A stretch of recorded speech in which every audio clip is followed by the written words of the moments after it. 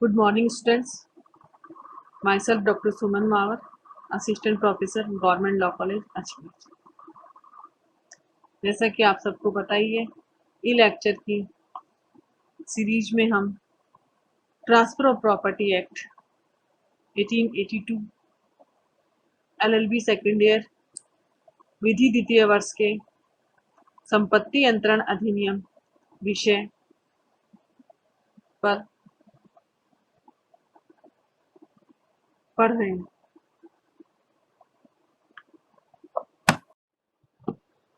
ई lecture के इस series में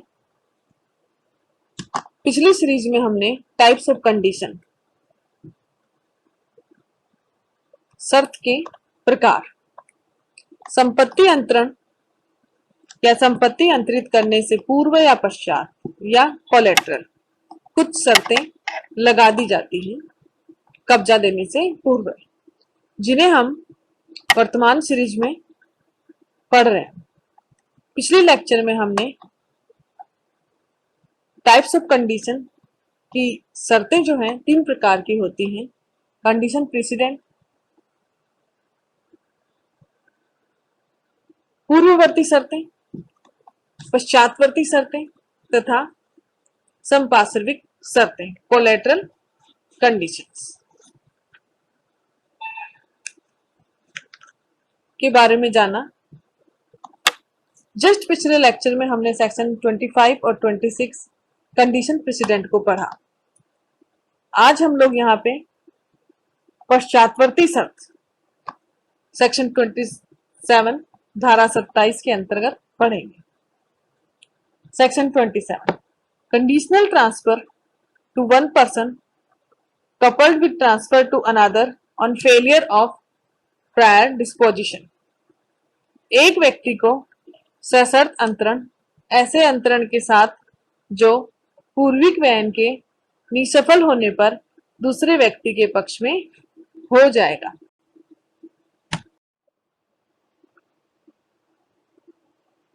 section 27, where on a transfer of property an interest therein is created in favor of one person and by the same transaction an ulterior disposition of the same interest is made in favor of another. If the prior disposition under the transfer shall fail, the ulterior disposition shall take effect upon the failure of the prior disposition, although the failure may not have occurred in the manner contemplated by the transfer। अर्थात जहां की संपत्ति अंतरण से उस संपत्ति में कोई हित एक व्यक्ति के पक्ष में सृष्ट किया जाता है और उसी से व्यवहार द्वारा उसी हित का कोई परतर वयन उस अंतरण के अधीन पूर्विक वयन के निसफल होने की दशा में किसी दूसरे के पक्ष में किया जाता है, वहां पूर्विक वयन की निसफलता पर परतर वयन प्रभावी हो जाएगा, यद्यपि वह निसफलता अंतरक द्वारा अनुज्ञात प्रकार से न हुई हो। इसे हम इस प्रकार समझ सकते हैं कि जहां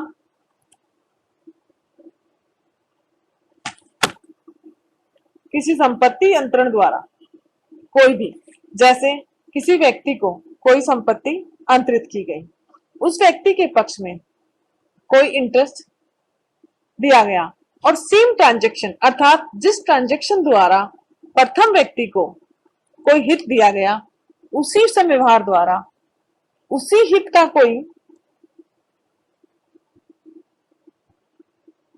परतर वयन उस अंतरण के अधीन पूर्विक वयन के निसफल होने के कारण, कि अगर मान लीजिए जिसे प्रायर इंटरेस्ट दिया गया है उसके कारण कोई ऐसी समस्या आती है जिसके कारण पूरा अंतरण निसफल हो जाता हो, तो दूसरे व्यक्ति के पक्ष में अंतरण किया जाता है।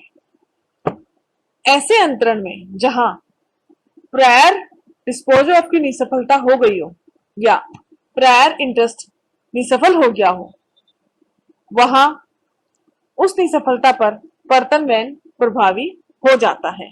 अर्थात सेकंड जो ट्रांसफर है उसी से व्यवहार द्वारा जो किया गया है, फर्स्ट पूर्विक निसफलता के कारण वह समाप्त हो जाता है।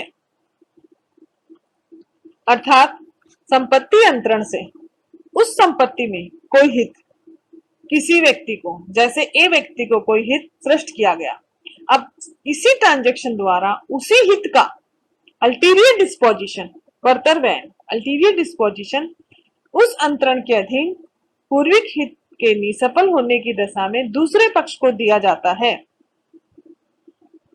वहां प्रायर डिस्पोजिशन की निसफलता पर सेकंड डिस्पोजिशन जो है या नेक्स्ट जो है निसफलता के आधार पर निसफलता अंतरक द्वारा अनुज्ञात न की गई हो तो सेकंड ट्रांसफर प्रभावी हो जाएगा।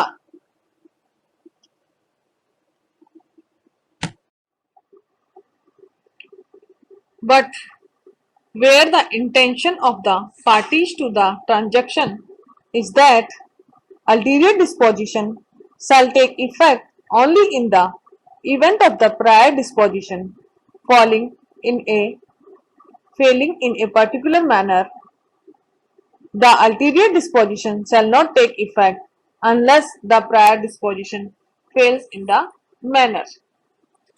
किंतु जहां की समव्यवहार के पक्षकारों का आशय यह हो, अर्थात पक्षकारों का इंटेंशन यह हो कि पूर्विक व्ययन के किसी विशेष प्रकार से निसफल हो जाने की दशा में ही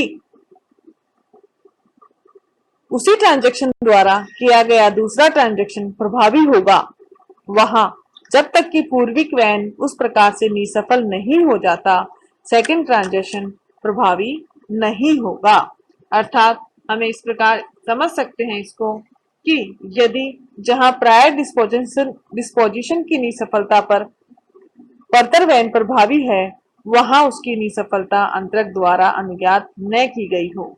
इसका एक एक्सेप्शन है कि जहां समव्यवहार के पक्षकारों का इंटेंशन यह हो कि प्रायर डिस्पोज के किसी विशेष प्रकार से निसफल हो जाने की दशा में ही पर्तर वैन प्रभावी होगा, वहां जब तक कि पूर्विक वैन उस प्रकार से निसफल नहीं हो जाता सेकंड ट्रांसफर प्रभावी नहीं होगा। अर्थात हित के डिस्पोज ऑफ का मेथड दिया गया हो तो नेक्स्ट जो है उसका फर्दर ट्रांसफर प्रभावी नहीं होगा अगर उस मैनर से डिस्पोज ऑफ प्रायर हित का नहीं हुआ होगा। तो इसे इस प्रकार से समझ सकते हैं कि जैसे मान लीजिए कि जब दो व्यक्ति एक साथ मर जाएं तो कौन पहले मरा और कौन बाद में, यह कहना बहुत कठिन है। अब एक के बाद दूसरे व्यक्ति को अगर ट्रांसफर था तो किसके बाद किसको मिलेगा।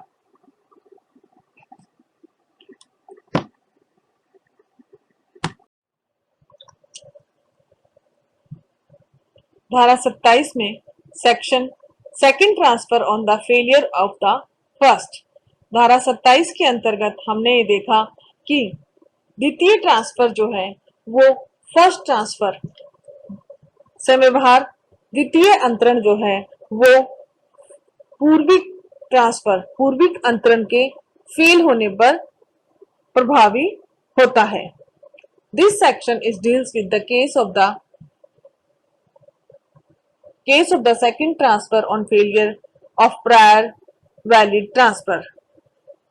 सेक्शन 27 जो है वो ऐसे मामलों से डील करता है या ऐसे मामलों में या ऐसे अंतरण को बताता है जहां भी सेकंड ट्रांसफर जो है वो डिपेंड करता है पूर्व वैलिड ट्रांसफर पे, अर्थात पूर्व लीगल ट्रांसफर जो होगा, वैलिड ट्रांसफर होगा, कोई भी वैध ट्रांसफर होगा, उस के निसफल होने पर द्वितीय ट्रांसफर कैसे प्रभावी होगा। इसके लिए एक रूल है, the rule if the prior interest fails the subsequent interest is accumulated and takes effect although the first transfer might have failed in a manner not con- contemplated by the transferor. अर्थात second transfer प्रभावी होने के लिए प्रथम transfer का valid होना और उसका निसफल होना आवश्यक है, but first transfer might have failed in a manner not contemplated by the transfer। अर्थात चाहे पहला ट्रांसफर जो है वो अंतरिति द्वारा बताए गए मेथड से निसफल होना चाहिए। अगर ऐसे ट्रांसफर्स में prior interest is not invalid, prior interest is invalid अर्थात पूर्विक अंतरण अगर इनवैलिड है तो सब्सिक्वेंट इंटरेस्ट जो होगा, जो उसके बाद वाला ट्रांसफर है, वो प्रायर इंटरेस्ट पे डिपेंड होने के कारण अपने आप निसफल हो जाएगा।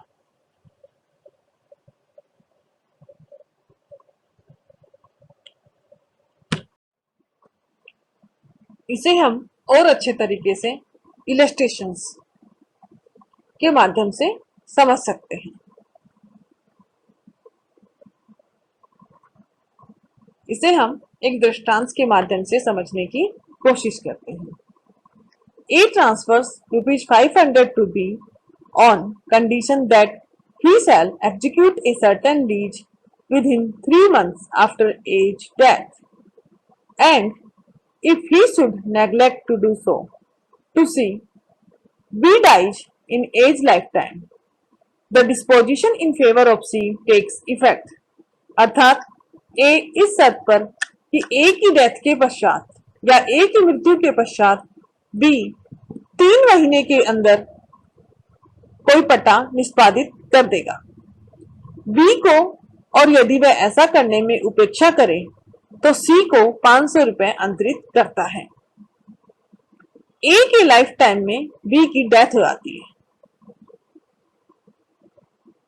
C के पक्ष में डिस्पोज ऑफ प्रभावी हो जाता है। यहां हमने देखा कि A इस शर्त पर कोई पट्टा B को देता है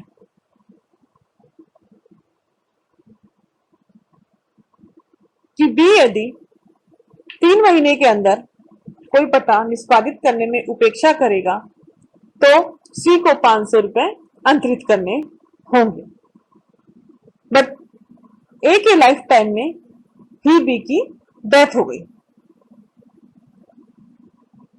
यह अंतरण C के फेवर में प्रभावी हो जाता है।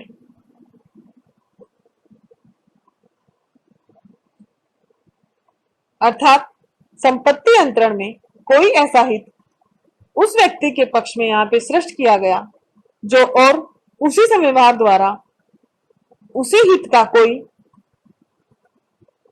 अंतरण पूर्विक हित की निसफल होने पर दशा में किसी दूसरे के पक्ष में किया गया। अर्थात C के पक्ष में 500 रुपए अंतरित किए गए जो A की डेथ होने के कारण B की डेथ होने के कारण C को दे दिए जाते हैं। थोड़ा सा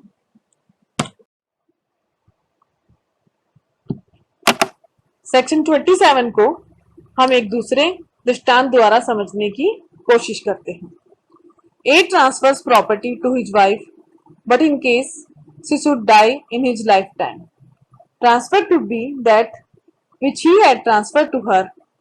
A and B, his wife, dies together under circumstances which make it impossible to prove that she died before him. The disposition in favor of B does not take effect। अर्थात A अपनी संपत्ति B को, अपनी wife को अंतरित करता है, किंतु उसके लाइफ टाइम में ही उसकी डेथ हो जाने की दशा में सेम ट्रांजैक्शन द्वारा अर्थात उसी समय व्यवहार द्वारा वह जिसे उसने अपनी वाइफ को अंतरित किया था K को अंतरित करता है। ए और उसकी वाइफ ऐसी परिस्थितियों में उनकी मृत्यु हो जाती है, जिससे यह साबित करना असंभव हो जाता है कि पहले कौन मरा। अर्थात जहां पर ऐसा है वहां ऐसी शर्त होने पर पूरा का पूरा ट्रांजैक्शन निष्प्रभावी हो जाता है, क्योंकि प्रायर इंटरेस्ट पहले किसी अन्य को दिया गया है और उसी से व्यवहार द्वारा अंतरण किसी दूसरे को किया गया है। इस प्रकार आज के लेक्चर में हमने यह देखा कि पूर्विक हित सफल होने पर किस प्रकार अन्य व्यक्ति को अंतरण होता है। ई लेक्चर की नेक्स्ट सीरीज में हम लोग डॉक्ट्रिन ऑफ एक्लेरेशन त्वरित प्राप्ति का सिद्धांत समझने की कोशिश करें।